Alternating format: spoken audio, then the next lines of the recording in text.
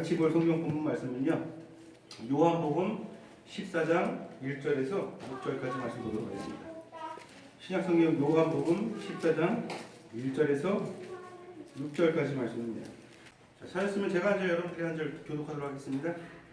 너희는 마음에 근심하지 말라. 하나님을 믿으니 또 나를 믿으라.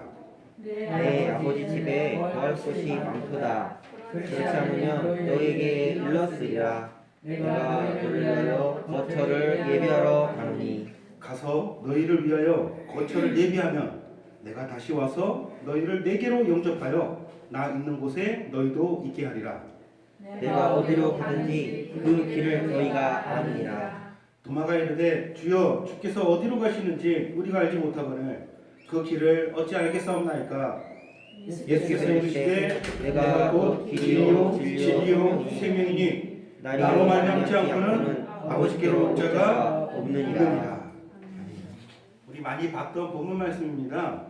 우리가 이 본문 말씀을 가지고 그동안 말씀을 몇 번이나 들었을까요? 기억력이 비상하신 분들은 기억을 하실 수도 있으나 제 기억하기로는 한 3번 정도 오늘 본문 말씀을 가지고 제가 말씀을 전했던 걸로 기억을 하는데 오늘이 한 2번인가 3번 정도 될 거예요. 자주 요한복음 14장 말씀을 제가 자주 보게 되는 이유는 볼 때마다 자꾸 이렇게 여러분들과 나누고 싶은 말씀, 그리고 하나님께서 우리에게 전해주시고자 하는 말씀들이 자꾸 제 머릿속에 떠오릅니다. 그래서 다시 한번 또 살펴보기를 소원합니다. 오늘 배경은 우리가 잘 알고 있어요. 주님께서 십자가에 달려 돌아가시기 전입니다. 바로 전이에요. 전날이에요. 그런데 주님께서 제자들에게 내가 이제 떠나신다라는 말씀을 이야기를 해주시죠. 예수님께서 제자들에게 무슨 말씀을 해주시죠? 내가 떠날 것이다. 너희들은 마음에 근심하지 말라는 거예요. 나는 비록 떠나지만 내가 패배자로서 떠나는 게 아니라 나는 승리자로서 떠나는 거예요. 내가 떠나야 너희에게 유익하다는 거예요. 너희를 위하여 내가 떠나야만 된다는 거예요. 내가 떠나고 나서 너희를 위해서 뭘 만들겠다라는 거예요. 하나님 나라에 너희 하늘 거처를, 영원한 하늘 거처를 내가 마련해놓고 내가 다시 와서 너희 데리고 가겠다. 이 말씀을 사실 해주시는 거죠. 얼마나 영광스러운 복음의 말씀입니까? 쟤네들이 이 말씀을 이해합니까? 못합니까? 아무도 이해를 못했던 거죠. 이때 당시는. 그래서 주님께서는 죽음과 부활과 승천에 관한 말씀, 이를 통해서 이루신 하나님의 큰 목적을 위해서 그 목적을 위한 그런 말씀들을 해주시고 계신데 제자들은 지금 아주 비참한 심경에 지금 빠져 있는 거예요. 도통 알아들을 수 없는 소리를 하면서 예수님께서 어디로 가야 된다는데 우리는 갈 수도 없다고 그러고 무슨 말인지 도대체 이해할 수 없는 거죠. 떠나긴 떠난다는데 제자들은 당황했습니다. 특히 당황한 사람들 중에 한 명이 바로 오늘 본문에 나오는 사도 도마입니다. 이 도마는 예수님께서 가신다라는 말씀을 아주 물질적인 관점, 아주 유대인적인 관점에서 그것을 살펴봤습니다. 이게 대체 무슨 말씀하시는 것이지? 예수님께서 지금 우리는 따라갈 수 없는 어떤 곳으로 지금 간다라는데 자기 혼자만의 무슨 비밀스러운 장소에 가서 잠적을 했다가 다시 돌아와서 우리를 저 로마로부터 해방시켜준다는 소린가? 그 소린가 아닌가? 도통 이해를 못하는 거예요. 그래서 도마는 말합니다. 주님, 도대체 이해가 가지 않습니다. 주님께서는 4절에 뭐라고 되어 있습니까? 내가 어디에 가는지 그 길을 내가 어디에 4절 같이 한번 읽을까? 시작. 내가 어디로 가는지 그 길을 너희가 아느니라. 내가 어디로 가는지 너희가 분명히 안다라고 말씀하셨는데 솔직히 말해서 지금 주님 무슨 말씀하실지도 모르겠고 주님 어디로 가는지 우리는 아무것도 모르지 않습니까? 근데 왜 안다라고 그렇게 이해 못할 말씀을 하십니까? 직접적으로 이제 물어보는 거죠. 죄송하지만 주님 모르겠습니다. 무슨 말인지 도대체 이해가 안 갑니다. 정확하게 말씀도 안 해주시는데 그 길을 저희가 어찌 알겠습니까? 주님 어디로 가시는지도 모르고 그 길도 모르겠는데 도통 모르겠습니다. 이렇게 이야기를 하고 있습니다. 도마는 편견에 눈이 멀어 있었어요. 도마뿐만 아니라 많은 제자들이 주님의 메시아적인 사역을 우리가 오전이나 오후나 예배 시간이나 성경 공부 시간에 많이 언급을 하지만 이때 당시 제자들은 주님을 정치적, 종교적 메시아로 여겼어요. 그러니까 그 무슨 말이냐? 로마의 그런 속박으로부터 우리를 구해줄 그런 우리 민족을 세계 모든 만방위에 우뚝 서 있는 최고의 민족으로 이끌어 주실 그런 정치적인 메시아를 기대했단 말입니다. 그래서 예수님을 따를 때도 예수님이 언젠가는 때가 되면 예수님이 강한 권능을 발휘하셔가지고 이 로마의 속박으로부터 우리를 구원하실 거야. 150년, 200년 전에 저 위대한 우리나라의 영웅 마카비가 저 로마의 속박으로부터 우리를 구원해가지고 우리가 독립을 해가지고 해방을 되찾은 것처럼 그때는 잠깐이고 다시 로마에 먹히고 말았지만 그와 같이 아주 영원히 우리를 이제는 세계만방의 최고의 나라로 만드실 거야. 우리는 주님께서 그런 능력이 있는 것을 직접 눈으로 확인했어. 심지어는 주님께서 죽은 자도 살리는 것을 봤어. 주님께서는 그럴 만한 능력이 있는 하나님께서 보내신 하나님의 사자고 하나님의 아들이라고 말씀하시는데 하나님의 아들이고 우리가 믿어. 그 하나님의 아들께서 우리를 구원하실 거야. 그래서 우리 민족 이스라엘을 최고의 나라로 만드실 거야. 이런 믿음을 갖고 있다는 거죠. 편견이죠. 예수님은 한 번도 본인이 그렇게 사역하시고 그런 주님이라고 말씀하시고 가르쳐준 적이 있습니까? 없습니까? 단 한 번도 없었어요. 근데 제자들은 자기 멋대로 그렇게 생각한 거예요. 이 시대에 제자들과 같은 눈먼 편견에 사로잡힌 그리스도인들이 참 많죠. 하나님은 실제로 우리에게 이렇게 말씀하시는데 내 마음대로 하나님을 만들어버리는 거예요. 하나님은 이런 하나님이에요. 하나님은 나를 돕는 분이시고 하나님은 내가 이렇게 원하는 거, 내가 원하는 방법으로 이렇게 이끄시는 분이라는 것이죠. 성경에서 말하는 하나님께서 말씀하시는 것들에 대해서 귀를 기울이지 않는다는 거예요.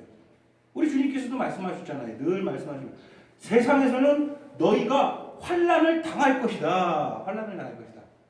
그때 우리가 환난을 준비해야 될 우리 자세는 뭐예요? 환난을 준비해야 될 우리 자세는 뭐라 그랬어요? 그러나 너희를 미워하기 이전에 나를 먼저 미워한 것을 너희가 기억하라. 주님을 먼저 세상이 미워하고 거부한 것을 생각할 때 우리가 당하는 환난을 능히 주님 안에서 이겨낼 수 있다는 말씀인데 그것은 어떨 때 가능한 거예요? 참으로 주님을 사랑할 때 가능한 거죠. 참으로 주님을 사랑하고 그분을 내 전부라고 진정으로 고백하는 사람은 내가 정말 사랑하는 사람, 예를 들어서 우리 장로님이 아들을 많이 사랑하는 줄로 알고 있습니다. 우리 아들 성진이가 어떤 고난의 길을 갔는데 성진이가 한 길이라면 나도 그 길을 갈 수 있다. 너무 사랑하기 때문에 가능한 거 아닙니까? 마찬가지예요. 우리가 주님을 너무 사랑하고 그분을 너무 섬기고 하면은 그분이 가신 길을 나도 묵묵히 달게 갈 수 있는 것이죠. 그런데 그런 말씀들은 귀를 기울이지 않는 거예요. 복 주시겠다, 함께 하시겠다, 뭐 이런 자기 기준에 맞는 것만 받아들이는 거예요. 제자들도 꼭 이랬다라는 거예요. 편견에 사로잡혔다라는 거예요. 그런데 오늘 밤에 주님께서는 요한복음 14장에서 돌아가시기 전에 이제 제자들에게 모든 걸 밝히 드러내는 거죠. 내가 죽을 것이고 그리고 부활하고 승천함으로 너희 거할 영원한 처소를 내가 만들고 다시 너희를 와서 데리고 내가 그곳으로 가겠다. 주님께서 말씀해 주신 건데 제자들한테는 다 수수께끼 같은 말씀들이었다는 것이죠.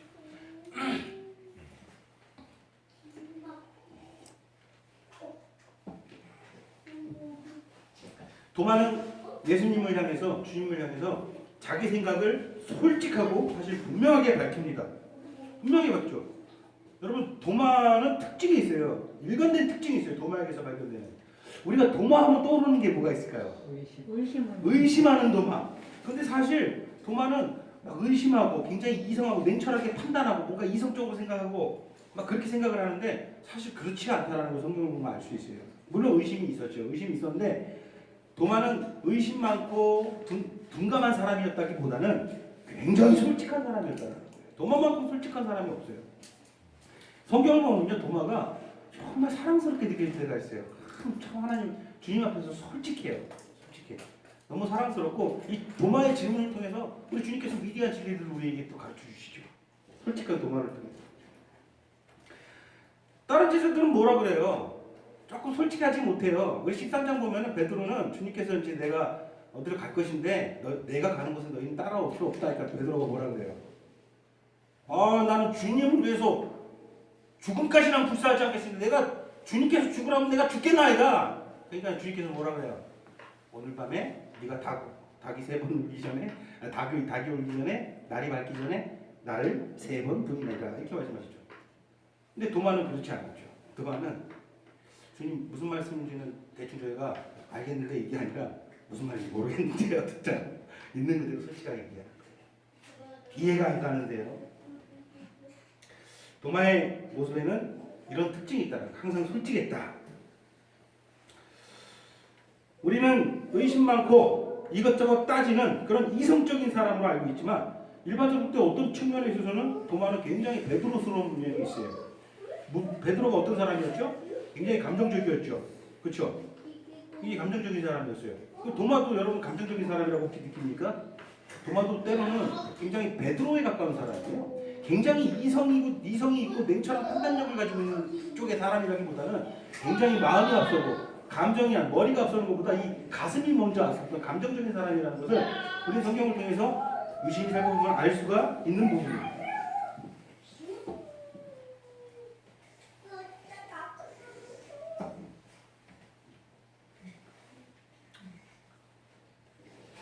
요한복음 10장을 보면은요, 유대인들이 예수님께로 막 몰려가지고 예수님을 막 둘러싸가지고 당신은 언제까지 우리를 이렇게 미혹해 할 거야? 당신 언제까지 이렇게 어지럽게 할 거야? 그러니까 주님께서 뭐라고 답변하면 난 어지럽게 하는 사람이 아니다라는 거예요. 그래서 쭉 하나님의 말씀을 전파하다가 마지막에 유대인들이 도저히 받아들이지 못할 말을 하죠. 뭐라고 합니까? 나와 아버지는 하나이니라 그러는 거예요. 그러니까 유대인들이 어떻게 돼요? 뚜껑이 다 열리는 거예요. 그래서 지금 돌로 쳐서 죽이려고 그러는 거죠. 근데 성경에 자세히 어떻게 해서 거기 빠져나가는지 기록을 하지만 하여튼 우여곡절 끝에 그것을 빠져나와가지고 저 베레아까지 몸을 피신한 거예요. 요단강 건너가지고 피신하고 있는데 거기에서 마르다와 마리아의 마르다와 마리아가 보낸 종들이 와가지고 예수님께 보고를 해요. 뭐라고 보고를 합니까? 주여 우리 동생 나사로가 죽었나이다. 근데 마르다하고 마리아 어디서 살아요? 유대 땅에 살잖아요. 그러면 다시 유대 땅 가면 어떻게 돼요? 지금 방금 전에 돌로 맞아 죽을 뻔해서 겨우 목숨 부지에 도망쳐 왔는데 다시 들어갈 수 있어요? 없어요? 없죠. 당연히 제자들이 한 목소리로 말해야죠. 예수님께서 내가 유대로 가야겠다. 그러니까 제자들이 주님 뭐라고 해요? 우리 한번 성경 한번 볼까요? 요한복음 10장 한번 볼게요. 10장. 어차피 같은 부분이니까 뒤로 몇 장만 넣어줄게요. 10장.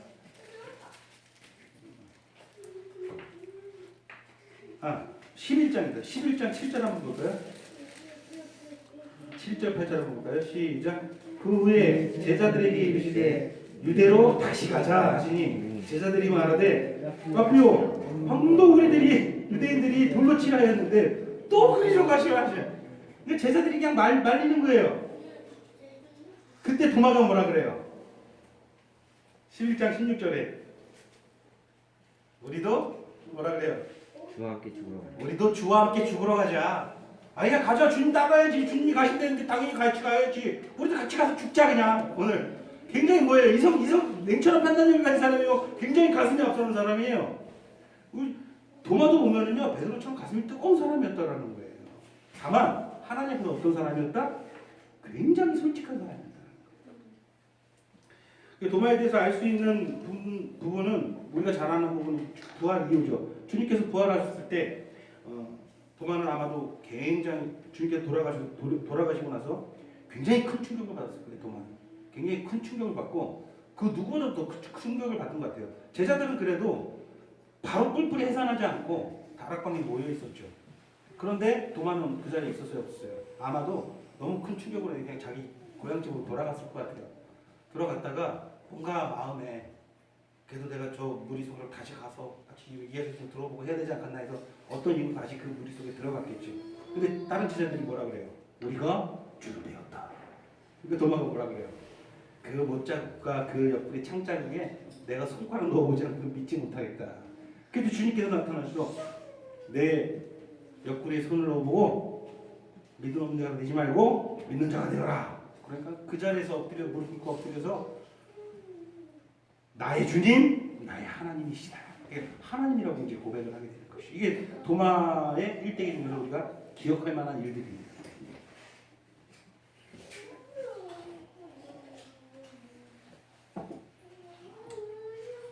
도마는 언제나 참으로 솔직한 사람이었습니다. 오늘 본문에서도 이런 도마의 솔직한 모습이 아주 잘 나타나죠. 주여, 주께서 어디로 가시는지 우리가 알지 못하는데 그 길을 어찌 알겠습니까?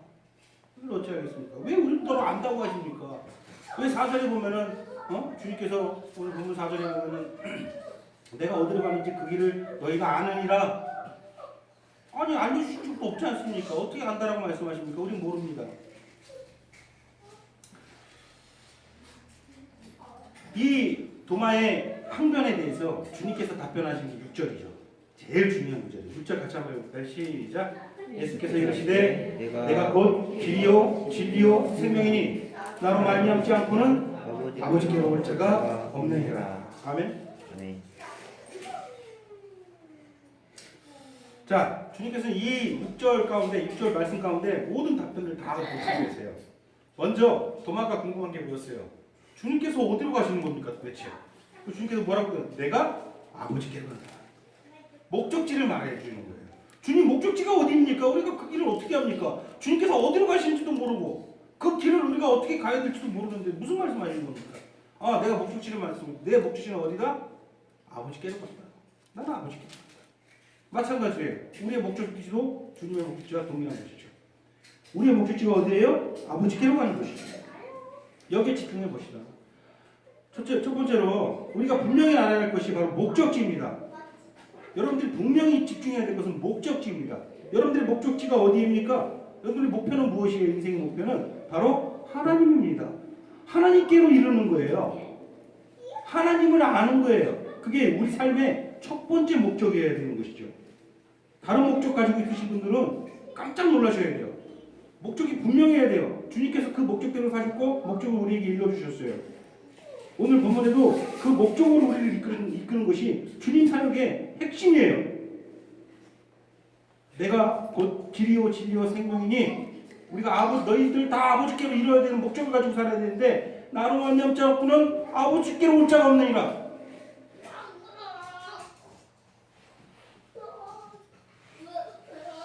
이것이 주님의 대답입니다.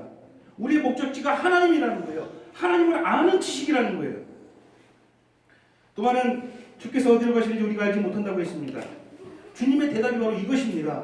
나는 아버지께 간다. 나는 말미암지 않고는 누구도 아버지께 갈 수 없는데 너희로 나를 따라서 아버지께로 가게 하는 것이 바로 내 목적지다. 우리가 이 일에 집중을 해야 된다는 거예요. 주님께서도 제자들에게 하는 말씀이 이거예요. 우리가 이 일에 집중하고 살아가야 된다는 거예요. 그래서 옆에 있던 빌립이 조금 한 발 더 나가서 사도 빌립이 뭐라고 얘기합니까? 8절에 주여 아버지를 우리에게 보여주시옵소서. 그러면 족하겠나이다. 여기에 대한 주님의 대답은 무엇입니까? 나를 본 자가 아버지를 보았거늘 어찌 아버지를 보이라. 다 나와 있어요. 목적과 그 목적을 향해서 그 목적에 이르는 길까지 다 나와 있어요. 오늘 이 본문을 살펴보도록 하겠습니다.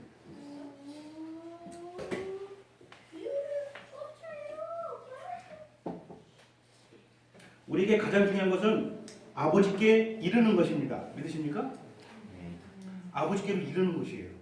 우리가 아버지를 안다, 하나님을 안다라는 것은 무엇을 말하는 것일까요?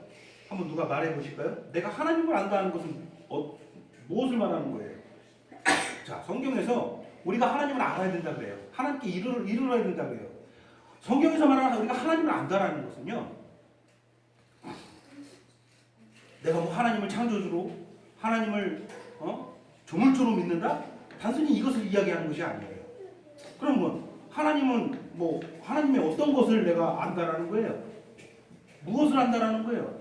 안다라는 것은 지식적인 알미라는 것은 무엇이면 인격적인 알미를 이야기하거든요. 자, 우리 배성지 선생님 나훈아 압니까? 네. 나훈아 알죠? 나훈아랑 서로 알아요? 모릅니다. 아버지 아십니까? 네. 아버지랑 서로 알아요? 네. 자, 뭔 차이가 있습니까? 뭔 차이가 있어요? 나훈아는 그냥 내가 아는 거예요. 얼굴을 알고 목소리를 알고 텔레비전 나오는 말하는 걸 내가 몇 번 들어서 아는 거죠. 근데 아버지는 인격적인 알미를 가지고 있는 것이죠. 그렇죠? 아버지랑과는 사귐이라는 것이 있는 거예요. 그렇죠? 사귐이라는 것이 있는 것이죠. 우리가 하나님을 안다는 것은 내가 아버지로서 하나님을 아는 거예요, 여러분.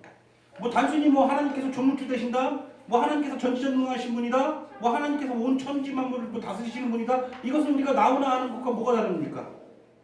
그러나 우리가 하나님을 아는 것은 아버지로서 하나님을 아는 거예요. 하나님과의 사귐이 있다는 거예요. 우리의 목적지가 그곳이라는 것이죠. 하나님을 인격적으로 지식적으로 아는 그 알에 이르는 것, 그 하나님께로 이르는 것, 그것이 우리 삶의 목적이라는 것이죠. 맞습니까? 동의하십니까?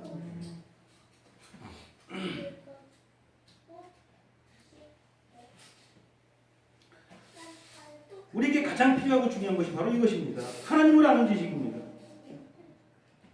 성경은 끊임없이 우리가 하나님을 알아야 한다고 말합니다. 하나님을 안다는 것, 아버지로서 안다는 것이죠. 아버지로서. 이것이 우리 목적입니다. 우리에게 하나님은 실질적인 분이어야 된다는 거예요. 여러분들에게 하나님은 실질적인 분입니까? 실질적인 분이세요? 모호한 분이 되어서는 안 돼요. 그건 하나님 안다라고 말할 수 없는 거예요. 하나님 우리에게 뭐예요? 실질적인 분이라는 거예요. 실질적인 분. 실질적인 분이라는 것은 뭐예요? 애기가 5살짜리 애기가 뭐 차들이 생생다니는데 찾길 뭐 아니면 그 옆에 인도 뭐 구별하지 않고 막 인도로 막 걸어가다가 막 찾길 막 뛰어들지 않습니까? 5살짜리가 막. 그러면은 실질적인 아버지는 어떻게 해요? 애 꼭 잡고서는 글로 못 빠지게 딱 이렇게 인도로 잘 데리고 가잖아요. 우리에게 하나님은 그런 분이라는 거예요. 실질적인 거예요. 여러분들에게 하나님은 실질적인 하나님입니까? 여러분들이 위기에 봉착했을 때, 여러분들이 이상한 길로 빠지려고 할 때 꼭 붙잡고 여러분들이 딱 가시고 여러분들이 느끼십니까? 그것을 감정적으로 체험하십니까? 실질적인 분이라는 거. 왜 실질적인 하나님에 대해서 왜 소망들이 없고 열망들이 없는 거예요? 이 시대 교회가.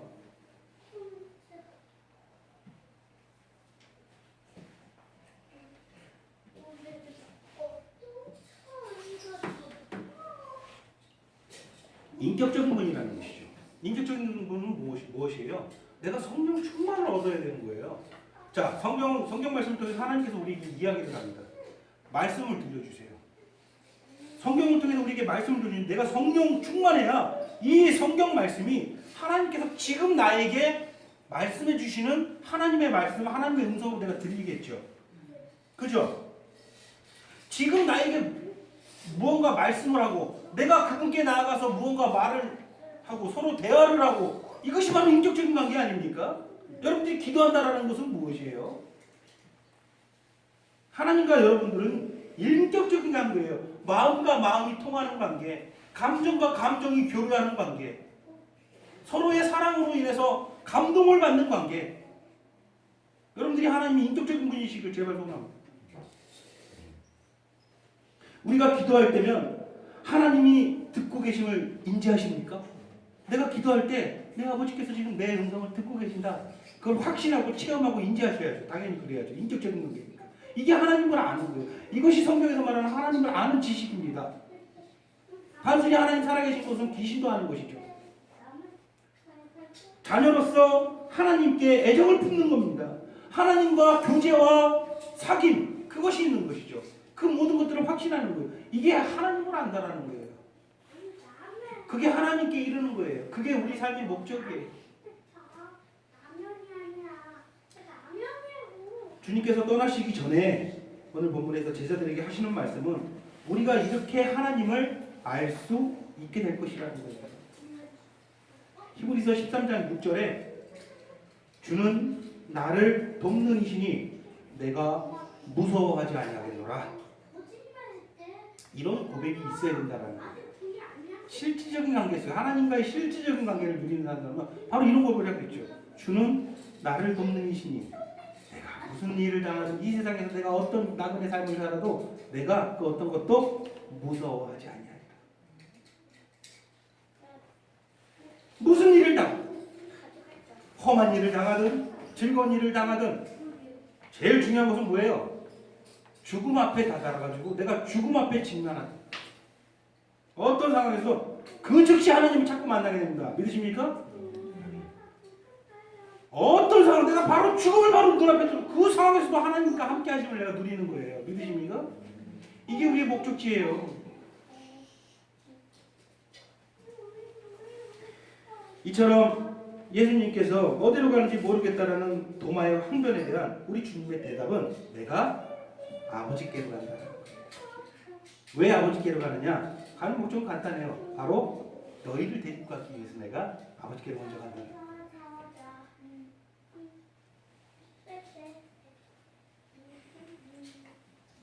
이제 두 번째 도마의 항변을 생각을 해봐야 돼요. 첫 번째 항변은 주님 어디로 가시냐는 거예요. 두 번째 항변은 뭐예요? 그럼 우리가 어떻게 가냐는 거예요. 예? 가고 싶어도 못 가는 거 아니야. 주님께서는 우리가 그 길을 안 된다? 난 그 길 모르겠습니다. 어떻게 가는 길을 모르겠어요. 방법을 모르겠어요. 그 목적지에 어떻게 이룰 것인가 살펴보기를 원합니다. 하나님께 이르는 길, 하나님을 아는 길, 하나님과 교제하고 하나님과 사귀는 길, 그 길을 어떻게 찾아야 합니까? 오늘 주님의 대답에 6절에 분명하게 그 길도 알려주십니다. 뭡니까? 내가 곧 길이요. 내가 곧 길이요. 그 길을 여러분 찾고 있습니까? 여러분 하나님을 향해 그곳을 향해 가고 싶은데 그 목적을 향해 가고 싶은데 길을 모르겠습니까? 그 길은 너무 쉽죠. 주님께서 정확하게 대답해 주세요. 내가 뭐다? 곧 길이요. 그리스도와 교제하고 그리스도와 사귀고 그리스도를 알고 그리스도와 사귀는 자는 하나님을 알고 하나님과 사귀는 것이에요. 그 안에서 우리가 모든 걸 누리는 거예요. 그리스도의 생명을 누리고 그리스도의 진리를 알고, 그러니까 주님께서 내가 곧 길이요 진리요 생명이에요.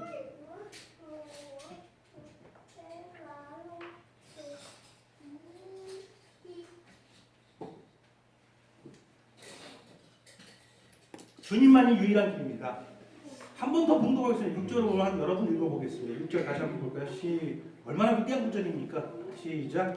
예수께서 이르시되 내가 곧 길이요 진리요 생명이니 나로 말미암지 않고는 아버지께 올 자가 없느니라. 주님만이 유일한 길입니다. 다시 말해서 우리에게는 절대적으로 누가 필요합니까? 절대적으로 예수님이 필요합니다. 절대적으로 주 예수 그리스도가 우리에게 필요합니다. 예수가 없으면 아무도 하나님을 알 수가 없어요. 아무도 하나님께 이를 수가 없어요. 큰 위기 가운데 하나님이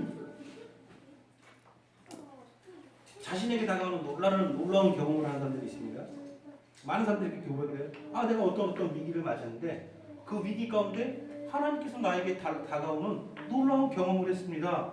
그런 사람 뭐 TV에서나 아니면 직접적으로 보신 적 있으신 분 많이 보죠. 내가 놀랍고 기이한 체험을 했는데 이런 체험들 통해서 하나님이 나에게 다가오는 것을 느꼈습니다. 뭐 이런 것들. 뭐 신유은사도 마찬가지예요. 내가 뭐 여러 가지 병 고치는 것, 여러 가지 기적들이 일어나는 것을 보고 하나님이 살아계심을 체험했습니다. 뭐 이런 사람들이 있어요. 제가 그런 모든 것들을 잘 신뢰하는 스타일 같아요? 신뢰하지 않는 스타일 같아요? 두 가지 한번 질문해요. 하나님께서 그런 신기하고 놀라운 일들을 베풀어 주시는 분이에요? 아니에요? 그것부터 한번 살펴봅시다. 하나님께서 그렇게 베풀어 주실 수도 있죠. 네? 놀라운 체험을 하게 해 주실 수도 있어요. 그런데 저는 그것을 신뢰할까요? 안 할까요? 저는 신뢰하지 않아요. 왜요? 거기에서 예수님이 찾아야 돼요. 나로 하여금 어떤 놀라운 기이한 일들을 통해서 하나님께서 예수께로 나를 이끌어 주시는가? 내가 예수님을 더 많이 의지하고 예수님을 더 잘 알게 되는가? 이런 측면에서 모든 것을 살펴봐야 돼요. 아무리 놀라운 기적이 일어나면 뭐합니까? 그것이 나로 하여금 주 예수 그리스도의 십자가로 이끌어 주지 않으면 아무런 의미가 없는 거예요. 그것 좀 더 살펴보기 원합니다. 예수님께서 곧 길입니다. 주님만이 유일한 길이에요. 사람들이 놀라운 체험들을 하는 경우가 많이 있죠. 놀라운 경험들을 통해서 하나님께서 자신에게 다가왔다라고 고백하는, 그렇게 간증하는 사람들이 참 많이 있습니다. 어떤 경험을 했든 간에 그가 그 경험을 통해서 주 예수 그리스도의 절도적 중요성을 깨닫지 못한다면 그것은 단순한 망상에 불과합니다. 하나님께서 역사하시는 그런 놀라운 기적이 아니라는 거예요. 거기에서 주 예수 그리스도가 중심에 있지 않다면 어떤 체험도 어떤 경험도 단순한 다 망상일 뿐이라는 것이에요. 그리스도가 예수님께서 하나님께 이르는 유일한 길로서 중심을 차지하고 있지 않는 복음은 그것은 복음이 아닙니다. 그것은 절대 복음이 될 수가 없어요. 이 점은 분명히 짚고 넘어가야 되는 것이에요. 왜냐? 사이비 경험이 세상에 너무 많기 때문이에요. 사이비 체험이 너무 많기 때문이에요. 어제도 말씀 준비하면서 우연히 그 베니임이라는 그 우리나라에서 베니임 목사를 존경하는 사람 교단이 참 많고 많은 그리스도인들이 베니임의 뭐 저서 같은 걸 많이 존중하는데 완전히 사이비지요. 그냥 우리나라 이철석이랑 되게 비슷한 사람이에요. 막 사람한테 막 그런 막 귀신 나가고 막 이런 거 막 공개적으로 TV에서 보여주고 막 외국에서 굉장히 유명한 사람인데 사이비 경험이 너무 많아요. 사이비 경험이. 어떤 사람은 심지어는 베토벤의 교향곡을 듣다가 하나님을 자기에게 다가오는 체험을 했다고 고백한 사람들도 있더만요.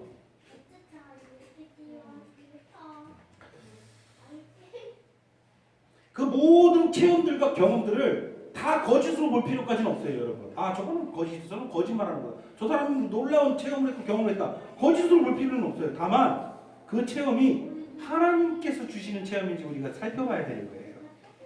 하나님께서 주신 경험이라는 것은 당연히 누구에게를 이끌어주게 하는 거예요. 그 경험을 통해서 주 예수 그리스도예요. 왜냐? 유일한 길이 하나님께 이르는 유일한 길이 뭐라고요?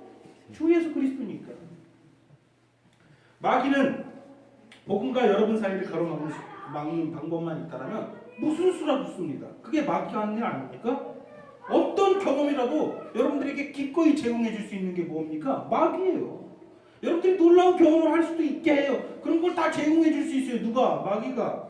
그러니까 우리가 놀라운 경험들을 봤을 때, 뭐 놀라운 갈등들을 들었을 때 그 경험과 그 체험들이 주 예수 그리스도께로 이끌어주지 않는 것은 다 그냥 망상에 불과한 것들이라고 여러분들이 굳게 믿기를 바라십니다.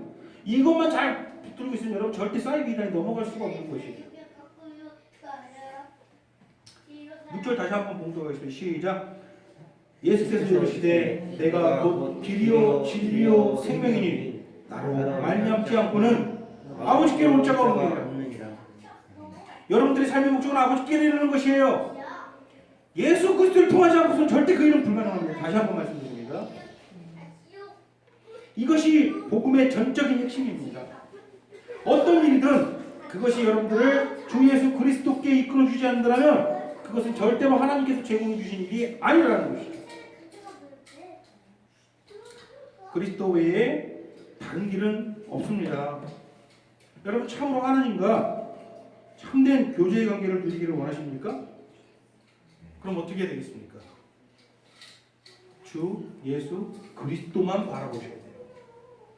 그리스도만 바라본다는 것은 뭐예요? 그분은 사람이시잖아요. 사람으로서 우리와 똑같은 체험을 하셨잖아요. 그리고 사람으로서 직접 가셔야 될 길을 보이셨잖아요. 그 길을 따르는 거예요. 성령을 통해서 지금도 내 안에 역사하시는 그분을 따르는 거예요. 그분의 길을 의식치 않는 거예요. 그분만 의지하는 거예요. 나는 세상에 있는 어떤 물질도 의지하지 않아요. 오직 주님만 의지하고 사는 것이죠. 그게 그리스도를 우리가 신뢰하는 삶 아닙니까? 그렇게 했을 때에만 뭘 하게 된다고요? 하나님을 아는 지식을 얻게 되는 거예요. 그렇게 했을 때에만. 다른 방법은 없다라는 거예요.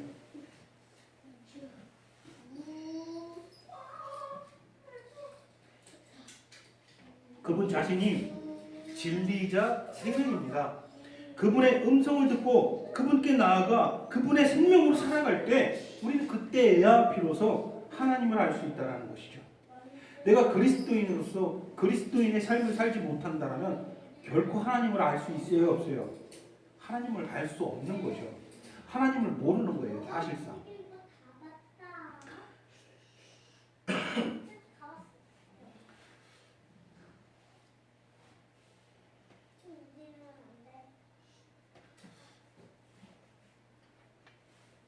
그분의 말씀대로 주님께서 뭐라고 말씀하십니까? 나는 포도나무요, 너희는 뭐다? 가지다라고 얘기해 주죠. 그분의 말씀대로 그분은 우리의 포도나무고 우리는 가지입니다. 예수님께서 무슨 말씀하고 싶은 거지요? 가지는 나무로부터 모든 양분과 모든 그런 생명력을 부여받아 가지고 존재하는 거 아닙니까? 그렇죠? 우리와 주님은 그런 관계예요. 우리가 주님과 그런 관계가 됐을 때 누구에게 이룰 수 있다는 거예요? 하나님께 이룰 수 있다는 거예요. 주님께서 우리에게 제공해 주시는 필요한 수액과 영양분과 힘과 생명 이 모든 것으로 여러분 살아가시길 소원합니다. 포도나무에 붙어 있어야 돼요. 포도나무에 떨어져 가지고 내가 포도나무 가지다라고 주장할 수 없는 거예요. 주님의 생명으로 살아가는 거예요. 내가 내 생명으로 살아가는 거 아니에요. 주님의 생명, 주님의 생각과 그 생명으로 살아가는 거예요. 나는 어떻게 되는 거예요? 나는 내가 있잖아요. 나와 주님이 하나입니까 따로입니까? 그것만 물어봅시다. 나와 주님이 따로예요, 하나예요? 예? 하나예요. 어쩔 때 하나가 되는 거예요? 내가 포도나무에 붙었을 때 하나가 되는 것이죠. 내가 포도나무에 떨어졌으면 하나예요, 둘이에요? 하나가 결코 아니죠. 포도나무에 떨어져 있는데 내가 포도나무에 붙어 있어야 되는 거예요. 그럴 때 내가 주님과 하나라는 거예요. 주님의 생각과 주님의 마음과 주님의 진리와 그분의 생명으로 살아가는 것이죠. 여러분들이 살아가는 방법이 그거예요. 온 세상은 미쳐 날뛰고 있죠.